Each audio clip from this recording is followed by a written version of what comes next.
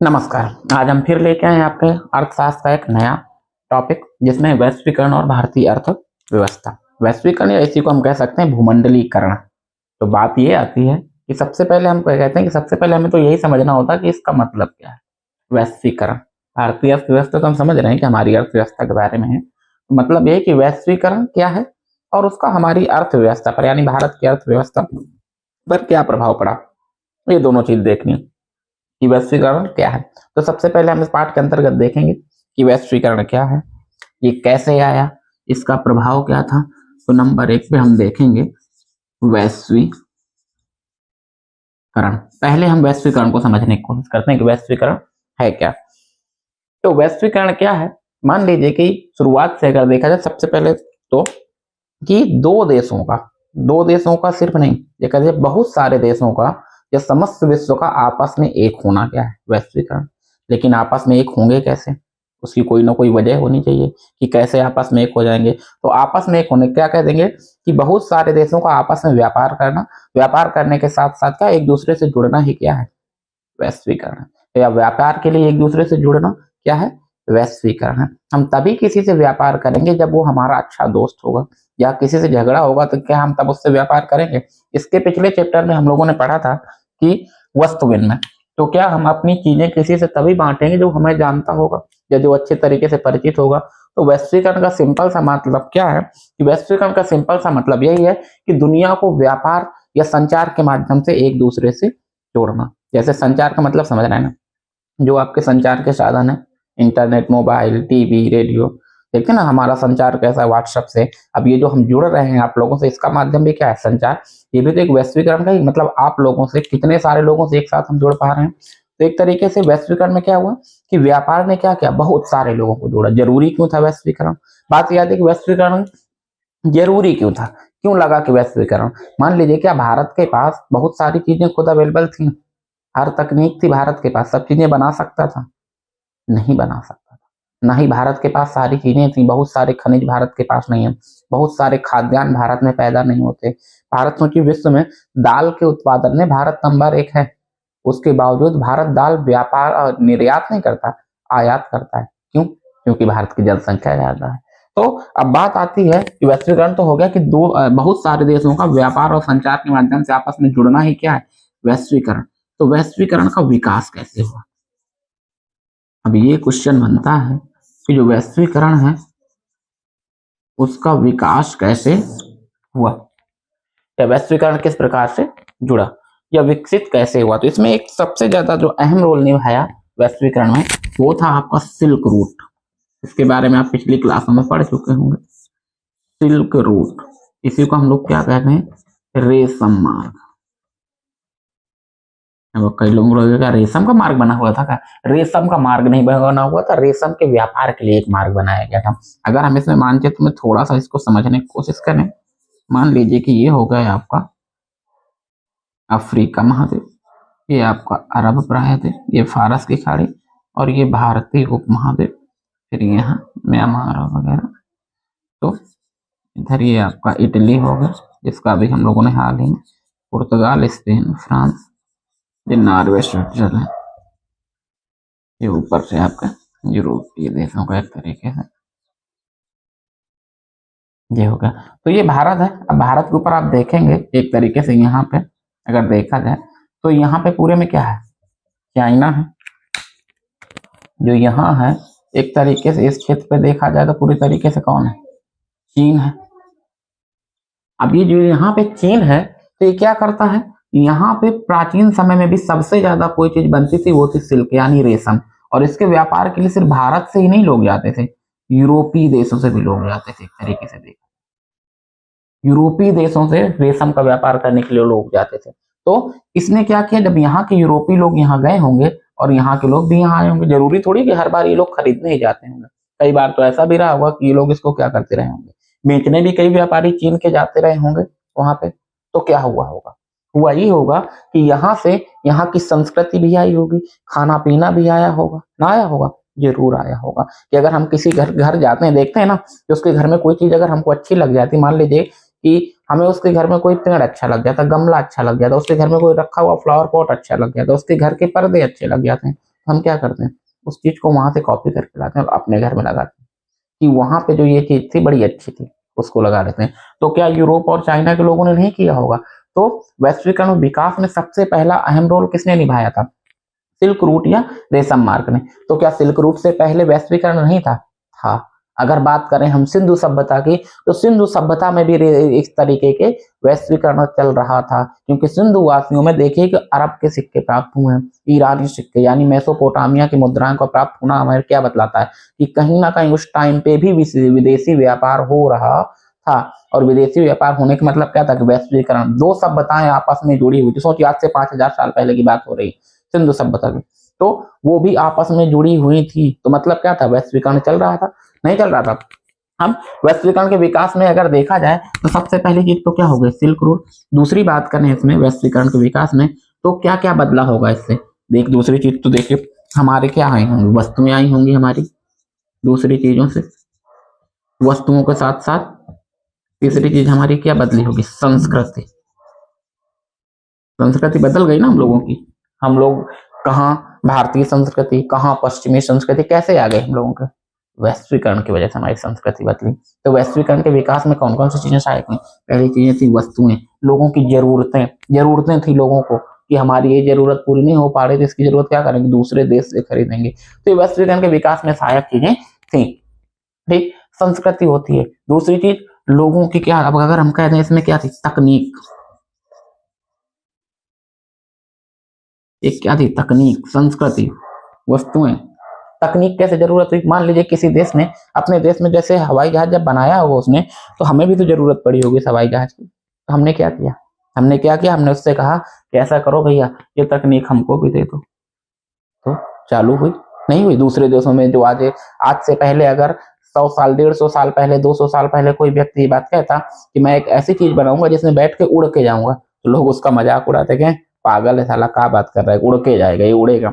अगर आप खुद सोचिए कि आज से 50 साल पहले कोई व्यक्ति कहता कि मैं एक ऐसी चीज बनाऊंगा कि जिससे मैं यहाँ पे बैठे बैठे आपको देख लूंगा कि आप वहां क्या कर रहे हैं, लोग कहते हाँ तुम तो भगवान बन जाओगे कि यहाँ से बैठे बैठे हमको देखोगे कि हम क्या कर रहे हैं। देखो आज वीडियो कॉलिंग के जरिए संभव हो पा रहा है, इंटरनेट के जरिए सारी चीजें संभव हो पा रही हैं। तो ऐसा नहीं था। तो ये क्या था, वैश्वीकरण के विकास में सहायक कुछ चीजें थी। अब हुआ क्या, जैसे भारत में ही देख लीजिए, भारत ने किसका विकास किया, शून्य का विकास किया, दशमलव का विकास किया। नहीं, इससे पहले हम लोग क्या रोमन अंक पढ़ते थे, रोमन का नाम आप जानते होंगे ना, इस प्रकार से 1, फिर 2, फिर 3, ये क्या थे रोमन अंक। हम 5 ऐसे लिखते हैं, 10 ऐसे लिखते हैं, नहीं होता। तो इसमें 100 तक ही अंक बताए गए थे। फिर अगर 500 लिखना है तो 5 बार उस 100 के शब्द का प्रयोग कर देते। 500, 5000 लिखना है तो इस प्रकार से बहुत ज्यादा। जब भारत ने जीरो दे दिया तो जीरो के आने से क्या हुआ, सारी एक के बाद जीरो लगा दो, 10, एक जीरो और बढ़ा दो, सब एक जीरो और बढ़ा दो, सिर्फ एक जीरो बढ़ाना था, 4 बार किसी शब्द को लिखना नहीं था। दशमलव लगा के चीजों को छोटा करना भी भारत ने सिखा दिया था। अब हुआ क्या, औद्योगिक विकास में के कारण कौन कौन से थे, क्यों आया औद्योगिक विकास? औद्योगिक विकास, ये तो हो गया वैश्वीकरण क्या था, वैश्वीकरण के कारण क्या थे, और वैश्वीकरण का विकास कैसे हुआ और इसके कारण क्या थे वैश्वीकरण के। एक तरीके से देखा जाए तो कारण यही रहेंगे। क्या कारण रहेंगे, यही होंगे ना कि अगर ये जरूरत ना होती तो वैश्वीकरण होता नहीं होता, हमारी क्या हुई। इसके तो एक तरीके से हम इसको परिणाम भी निकाल के रख सकते हैं इसी से कि वैश्वीकरण का विकास कैसे हुआ, विकास के साथ साथ किस प्रकार से हमारी संस्कृति साझा हुई, संस्कृति के साथ साथ किस प्रकार से चीजें आगे की ओर बढ़ती हुई चली गई। वैश्वीकरण के विकास या परिणाम के क्या निकल के आते हैं, वैश्वीकरण कारण क्या है, वैश्वीकरण के परिणाम, कारण अभी बाद में हम जानेंगे। पहले वैश्वीकरण जब आया, इसके परिणाम निकल के क्या है वैश्वीकरण के, पहले तो हम इसको जान लें कि क्या परिणाम निकल के आएंगे। जब वैश्वीकरण आया तो चीजें क्या हो, सबसे पहली चीज अगर देखा जाए औद्योगिक क्रांति।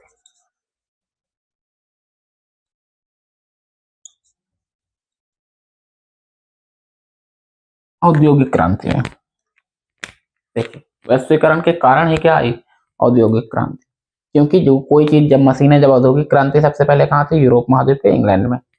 औद्योगिक क्रांति क्या होती है, किसी चीज में एकाएक बदलाव आना या इतना क्रांतिकारी परिवर्तन आ जाना कि जिससे चीजें एकदम से बदल जाए, उसी को हम लोग क्या कहते हैं, क्रांति कहते हैं। तो उद्योग धंधों में जब एकाएक बदलाव कैसे आया, अभी तक हम लोग किसी वस्तु का इस्तेमाल या बना रहे थे किससे, हाथों द्वारा, और उसके लिए क्या बन गई, मशीनें बन गई। और जब मशीनें बन गई तो उद्योगों में एक तरीके से क्रांति आ गई, तेजी से उद्योग धंधे आगे की ओर बढ़ने लगे। और जब आगे बढ़े तो उसी से हमने क्या था, औद्योगिक क्रांति।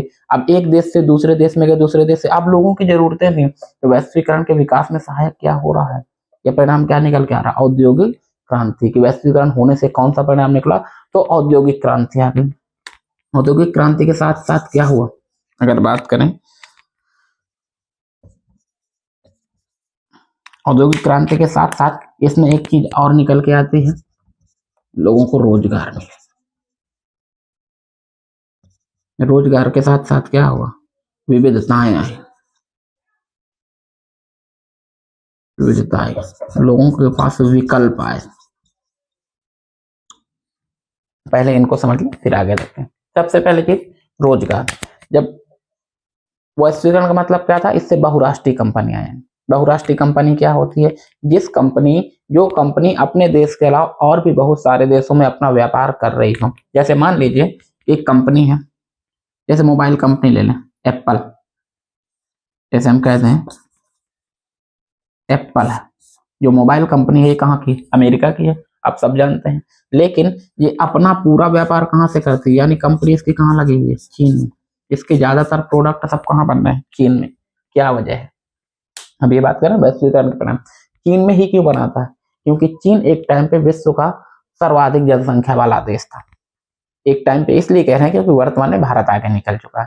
तो चीन जो था नंबर 1 था, और वहां पे रोजगार की बहुत कमी थी, और रोजगार की कमी होने की वजह से लोगों को ये लगा कि चीन में क्या होगा, जो रोजगार होगा, जो श्रम होगा वो सस्ता होगा। क्योंकि अमेरिका में काम करेंगे, अमेरिका में काम करने वाले लोग क्या उतने पैसे में कर देंगे जितने भारत में कर रहे हैं, नहीं कर देंगे। तो इसी वजह से एप्पल ने क्या किया, चीन में लगाया। और एक तरीके से क्या कर रहा है, सोचो, कहाँ अमेरिका और कहाँ चीन, वहां से कहाँ गया, अमेरिका ने चीन में लगाया, और चीन में लगा के वहां से व्यापार करता है, वहां से पूरा सेटअप करके बाकी के देशों को बेच रहा है। भारत क्या था, भारत इसमें शामिल क्यों नहीं हुआ था, ठीक। दूसरी चीज, जैसे विकल्प आए, परिणाम आए, विकास हुए, विविधता हुए, अब चीजों को करना क्या था, जैसे मान लीजिए कि चीजों का बहुत ज्यादा बच रही थी, जैसे खाद्यान्न, अत्यधिक खाद्यान्न उत्पादन, अत्यधिक खाद्यान्न जब होगा तो क्या करेंगे, फेंक देंगे, कितने दिन तक उसको रखेंगे, हर साल तो पैदा ही हो रहा है। तो इसको क्या करना था, व्यापार करना था। इसी वजह से क्या है, वैश्वीकरण। भारत में जब हरित क्रांति आई, आप लोग बताइएगा, भारत में हरित क्रांति कब आती है, लगभग 1966 और 67 के बीच में आती है। आप लोग बताइएगा, हम विश्व में हरित क्रांति के जनक नारमान ई बोरलाग माने जाते हैं। अगर आप लोगों को पता हो तो कमेंट करके बताइएगा कि भारत में हरित क्रांति के जनक कौन थे। तो जब हरित क्रांति आई तो भारत में खाद्यान्नों का उत्पादन, सब्जियों को इतना अत्यधिक बढ़ गया कि खराब होने लगा।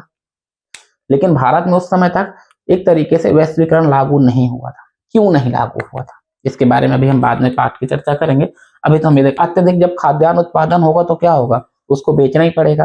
भारत में हर जगह तो हर जगह उत्पादन हो ही रहा था, तो क्या किया गया, भारत ने उसको क्या किया, दूसरे देशों को बेचने के लिए किया गया। भारत उस समय तक अपने यहाँ ना तो कंपनी लगाने दे रहा था, ना ही कुछ काम करने दे रहा था। क्यों, क्योंकि भारत जल्द ही आजाद हुआ था 1947 में, और व्यापार करने के नाम पे ही अंग्रेज और पुर्तगाली आए थे, और धीरे धीरे करके उन्होंने क्या किया, अधिकार कर लिया। इसी डर की वजह से भारत ने क्या कहा कि हम किसी भी कंपनी को अपने यहाँ पर, कंपनी कोई भी विदेशी कंपनी, बहुराष्ट्र कंपनी भारत में खुद आके अपनी वो चीजें नहीं बनाएगी। हुआ क्या, शुरुआत में यही तो हुआ था। वैश्वीकरण में हमारे देशों से क्या करते थे, कच्चा माल ले जाते थे, और यूरोपीय देशों में तो भारत क्या कर रहा था, सिर्फ कच्चे माल का व्यापार कर रहा था, ना कि कुछ चीजें थी जो व्यापार कर रहा था, खाद्यान्न, बाकी बनी बनाई चीजें खरीद रहा था, वो ये नहीं कह रहा था। तो भारत में अगर आप देखेंगे तो उस समय भारत की अर्थव्यवस्था बहुत नीचे डगमगाई हुई थी। इसके बारे में भी नेक्स्ट टॉपिक आएगा, तब भारत के बारे में स्टार्ट, अभी हम लोग विश्व की बात कर रहे हैं, ठीक है। 1980 और 90 के दशक में तक अगर देखा जाए तो 1980-90 के ज्यादातर देशों में क्या था, उदारीकरण लागू नहीं था। अगर किया जाए, अब बात करेंगे हम कारण की कि वैश्वीकरण के क्या कारण थे। ये तो परिणाम हो गए कि किस प्रकार से तेजी से बदलाव आया, औद्योगिक क्रांति हो गई, रोजगार हो गया, विविधता हो गए, नए विकल्प खुल गए, अत्यधिक कंपटीशन। अब इसमें एक जैसे खाद्यान्न हो गया, अब इसी में हम जोड़ सकते हैं एक तरीके से क्या हो गया, कंपटीशन हो गया।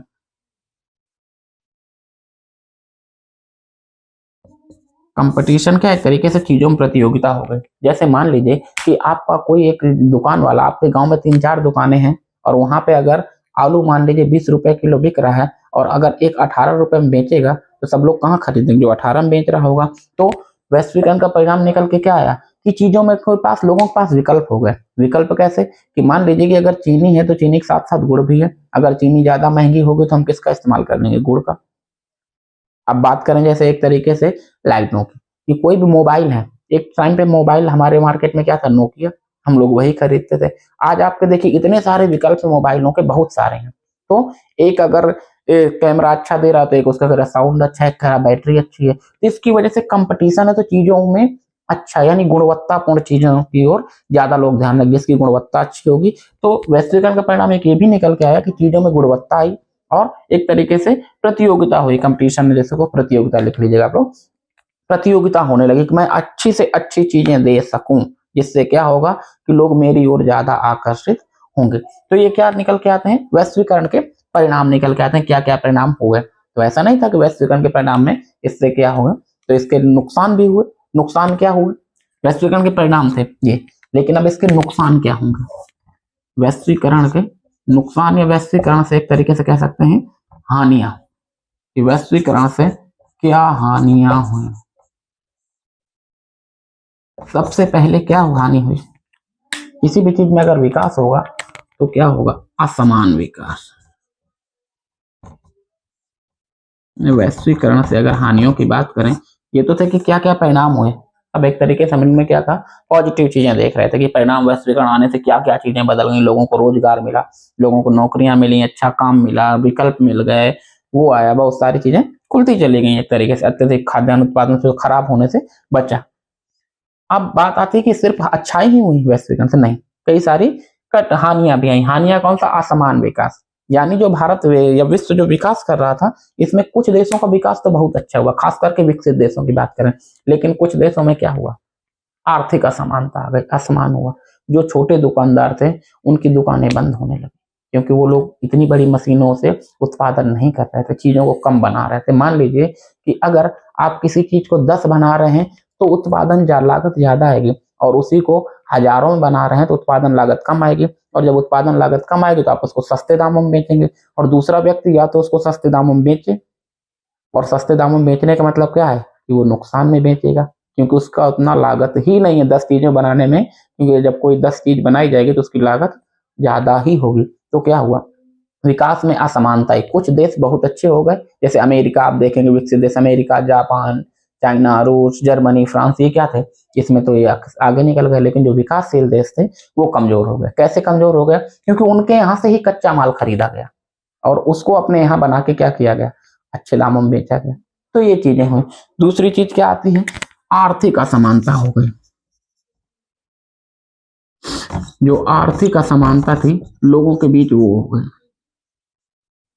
जो वैश्वीकरण आया, तो वैश्वीकरण में जब बड़ी बड़ी कंपनी आई तो इसमें क्या था, क्या सब व्यक्ति की कह दिया जाए जो मजदूरी होती है बराबर होती है, बिल्कुल नहीं।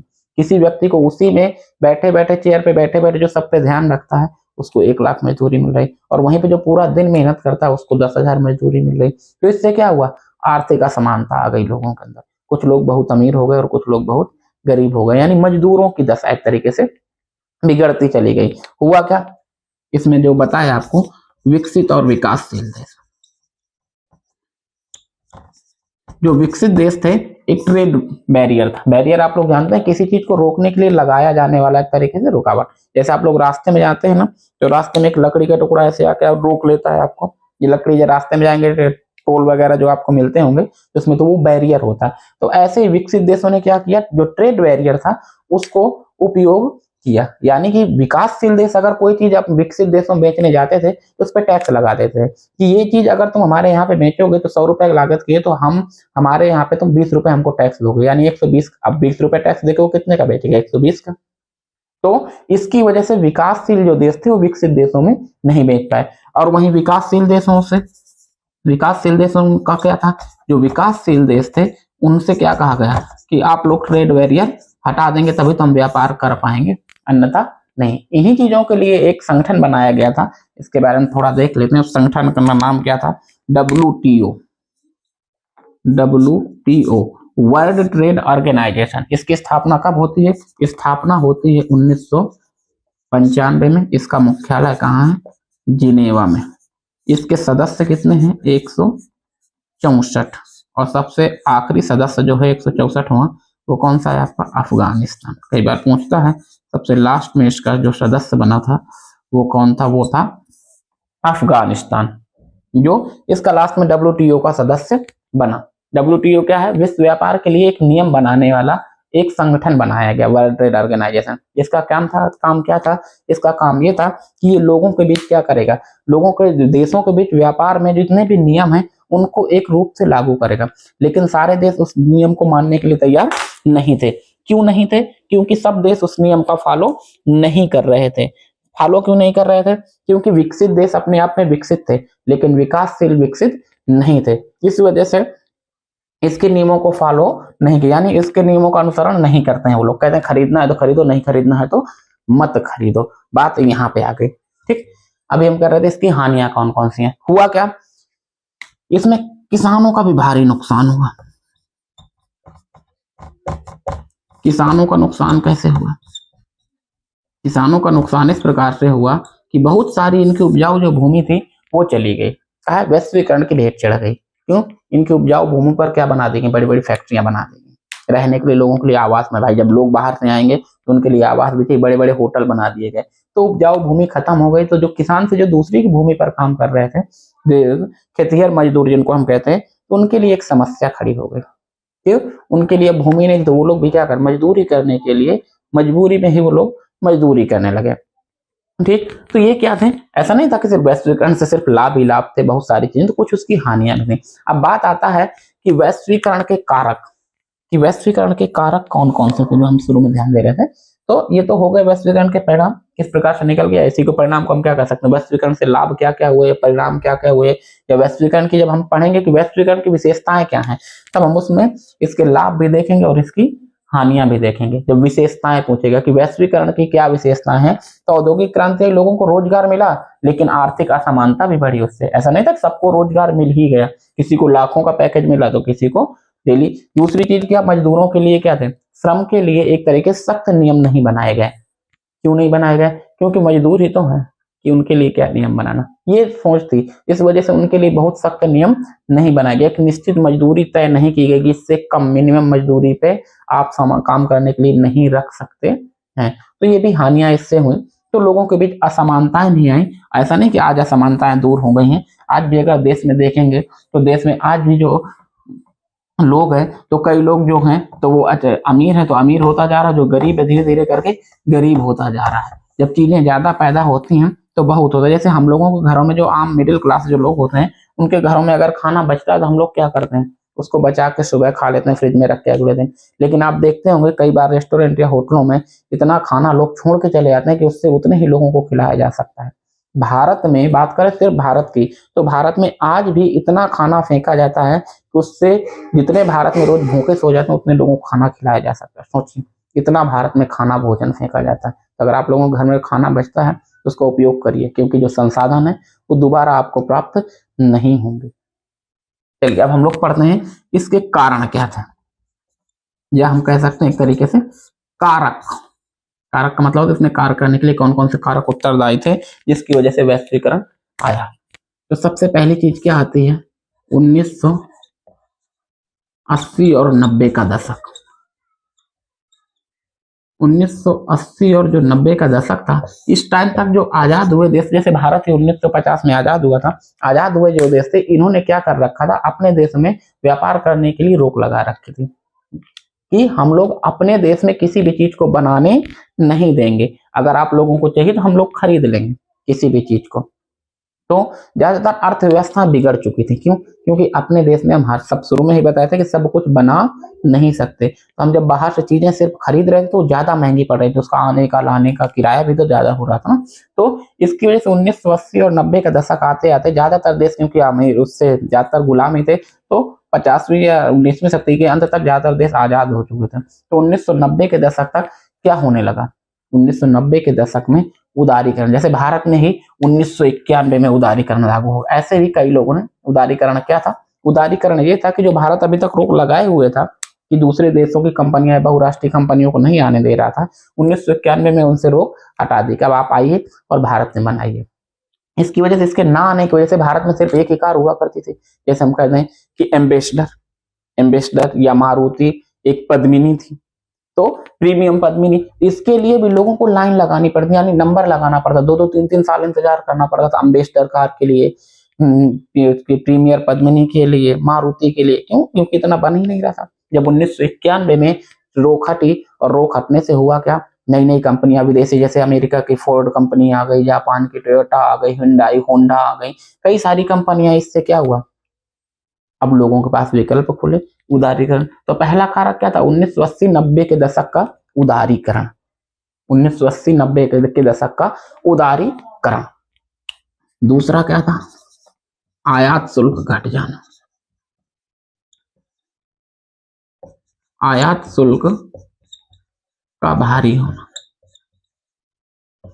कारक क्या था, कई देशों ने अपने देशों पर आयात शुल्क बहुत हाई फाई किया। अगर अपने मतलब निर्यात शुल्क था, आयात शुल्क था, एक तरीके से भारी था। तो हुआ क्या, जब उदारीकरण आया तो ये क्या हुआ, इसको भी कम किया गया। तो ये भारी था, इसी वजह से उदारीकरण लाया गया, क्योंकि ये भारी रहा तो दूसरे देशों से आयात करना भी मुश्किल था चीजों को, और निर्यात किया, आयात निर्यात दोनों तरीके से शुल्क है। ट्रेड बैरियर जो इससे पहले हमने बात की, तो वो ट्रेड बैरियर लगा होने की वजह से लोगों को ये लगा कि नहीं, अगर इसको नहीं हटाया गया तो आगे आने वाले समय में ये हमारे लिए अच्छा नहीं होगा।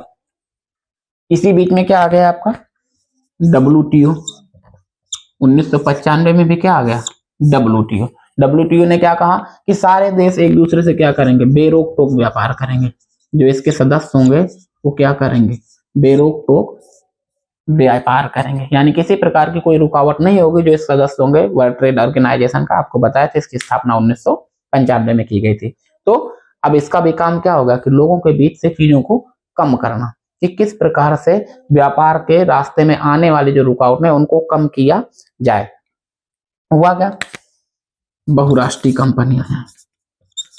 अब आप कहेंगे सर ये बहुराष्ट्रीय कंपनियां क्या हैं, इससे पहले भी बता चुके हैं कि ऐसी कंपनी जिसकी शाखाएं एक से अधिक राष्ट्रों में हों वो क्या होंगी, बहुराष्ट्रीय कंपनियां होंगी। जैसे मान लीजिए कि अमेरिका की फोर्ड कंपनी तुरंत आती है 1995 में भारत में, 1995 में, और चेन्नई में अपनी एक वो शुरू करती है, एक इकाई लगाती है, और यहाँ से व्यापार करना, गाड़ियां बनाना अब कहाँ बनेंगी, चेन्नई में। इसने कहा कि यहाँ से जाने की बजाय ना हम चेन्नई में फैक्ट्रियां लगा देंगे, जो फोर्ड कार है वो कहाँ बनेगी, चेन्नई में बनेगी। और वहां से बनना स्टार्ट हुई, तो वहां के जो पड़ोसी देशों को जो खरीदेगा तो चेन्नई से भेज देगा सामान, कि जैसे बगल में श्रीलंका हो गया, नेपाल हो गया, भूटान हो गया, बांग्लादेश हो गया, ऐसे देशों को अगर जरूरत होगी तो चेन्नई से ये सामान अवेलेबल करवा देगा, यानी गाड़ियां अवेलेबल करवा देगा। तो ये चीजें हो गई।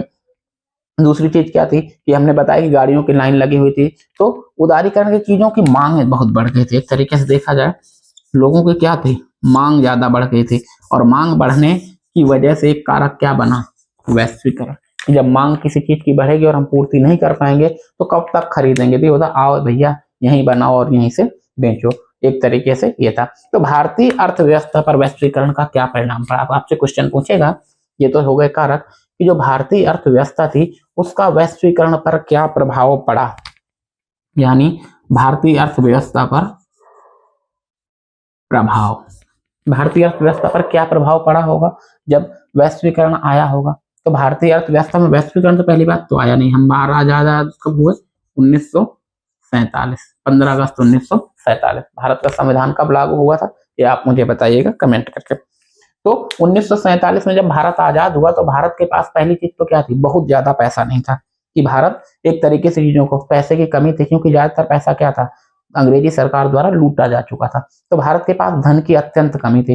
तो भारत ने विकास करना क्या किया, धीरे धीरे करके शुरू किया, और शुरू करते ही विकास करते करते 1990 का दशक ऐसा आया कि भारत की आर्थिक अर्थव्यवस्था पूरी तरीके से चरमरा गई, बिगड़ चुकी थी, या ये कहें बिगड़ चुकी थी, आर्थिक व्यवस्था खराब हो चुकी थी। तब 1991 में तत्कालीन प्रधान वित्त मंत्री मनमोहन सिंह, जो बाद में आपके प्रधानमंत्री भी बने, उन्होंने एक उदारीकरण लागू किया। उदारीकरण यहाँ पे आता है। तो भारत में आपसे पूछ सकता है कि भारत में उदारीकरण कब लागू किया गया, तो 1991 में भारत में उदारीकरण आता है।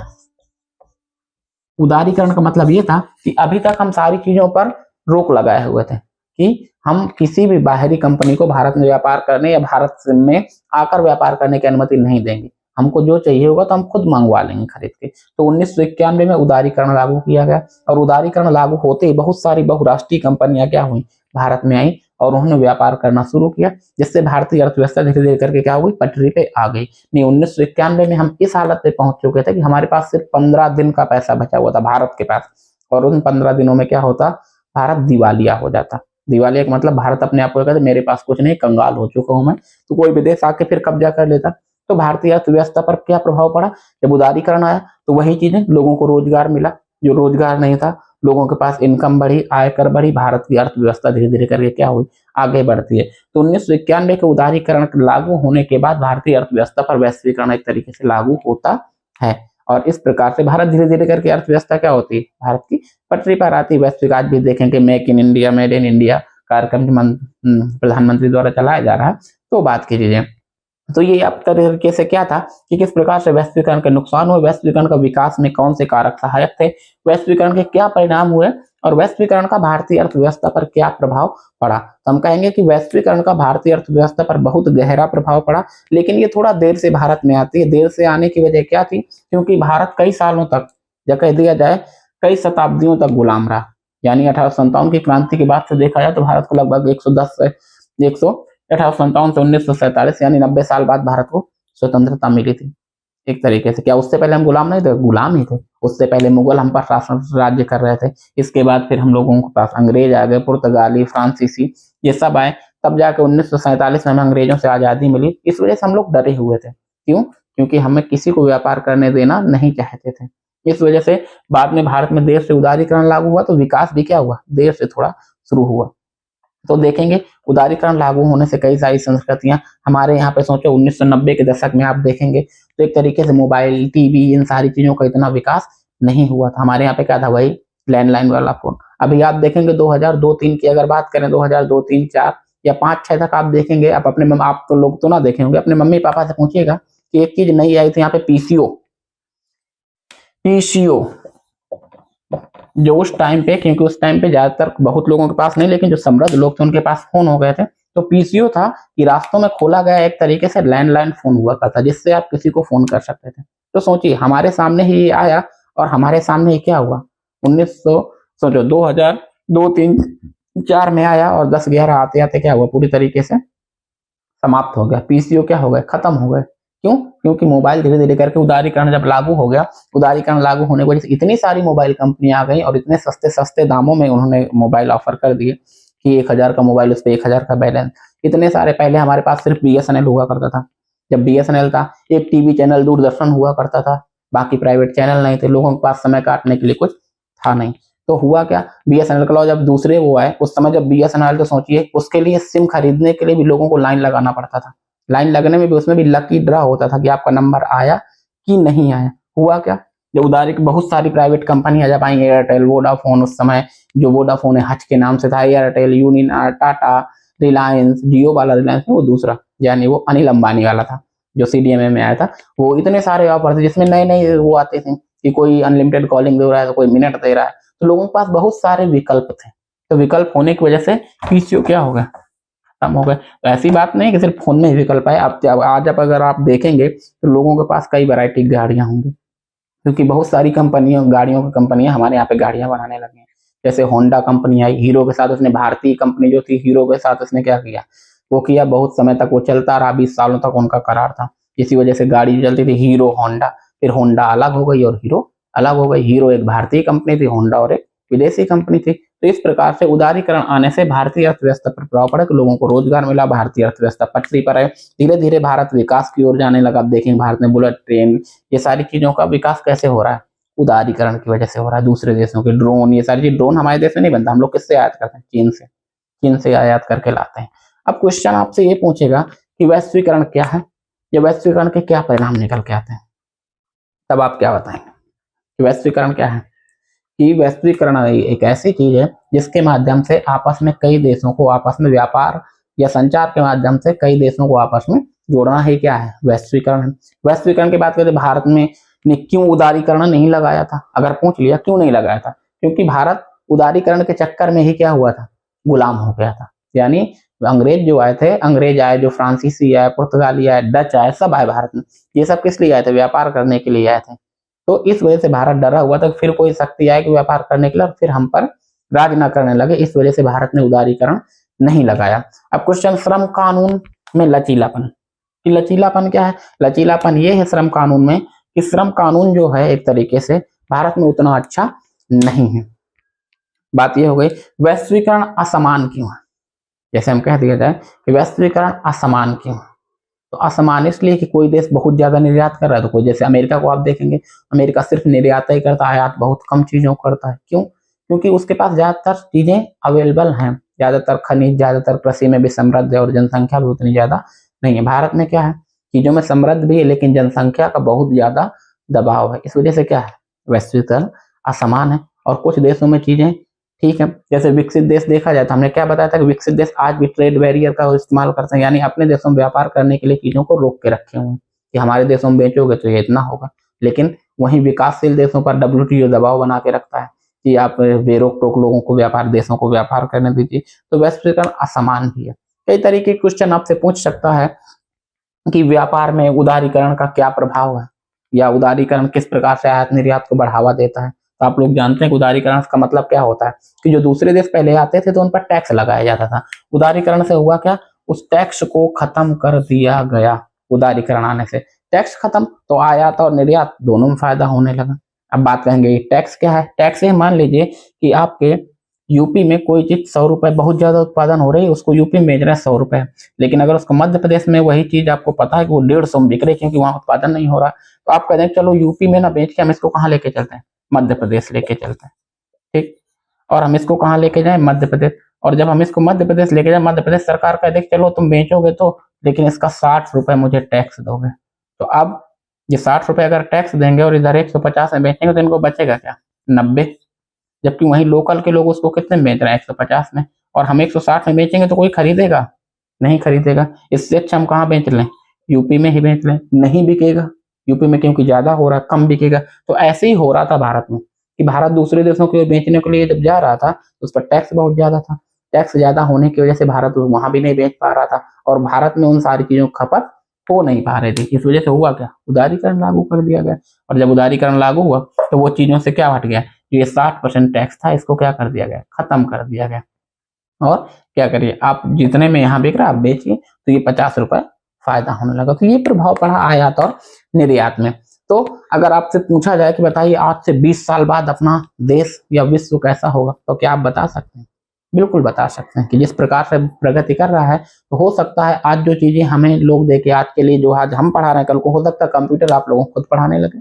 AI तकनीक आ गई है जिसके माध्यम से आप जो पूछते हैं वो आपको सब बताता है। AI, गूगल, कभी सोचा था कि हम कोई भी सवाल पूछेंगे और गूगल हमको बता देगा? नहीं। तो ये सारी तकनीक आएगी और भी तकनीकें बढ़ेंगी। आज लोगों को यहाँ वहां से आने जाने में जो प्रॉब्लम्स हो सकता है, कल को जैसे उड़ने वाली कार बनाई जा रही है, हाइड्रोजन ईंधन आ रहा है, सांकेतिक मुद्राएं आ रही हैं, जो आपको अभी तक देखिए, पहले हम लोग सिक्कों में थे, सिक्कों से कागज में आए, कागज से प्लास्टिक मनी में आए, प्लास्टिक मनी से डिजिटल मनी में, अब सांकेतिक मुद्रा आ रही है। तो कहीं ना कहीं क्या होगी, धीरे धीरे करके चीजें क्या होंगी, बदलेंगी। तो आज से 20 साल बाद भारत या विश्व ऐसा ही रहेगा, ऐसा नहीं कहा जा सकता। इसमें और भी बहुत सारे बदलाव जा सकते हैं। कपड़ों का पहनावा हो, चाहे खाना पीना हो, चाहे कोई भी चीजें हो, वैश्वीकरण ने सब सारी चीजें बदल के रख दी हमारी। देखिए क्या पास्ता जो था वो हमारा व्यसन था, नहीं था। ये कहाँ का था, इटली का भोजन था जिसको हम लेके आए, जो एक तरीके से हम लोग खाते हैं नूडल्स। नूडल्स क्या हमारा था, नहीं, चाइना से आया था। तो ये सारी जो चीजें हैं, तो कहीं ना कहीं क्या है, वैश्वीकरण का ही प्रभाव है। और वैश्वीकरण अगर कहा जाए तो हर मामले में अगर अच्छा भी है तो कुछ बुराइयां भी हैं। तो पूरी तरीके से उसको कह दिया खत्म भी नहीं किया जा सकता, कुछ बुराइयों के चक्कर में हम उसको नहीं खत्म कर सकते। धन्यवाद।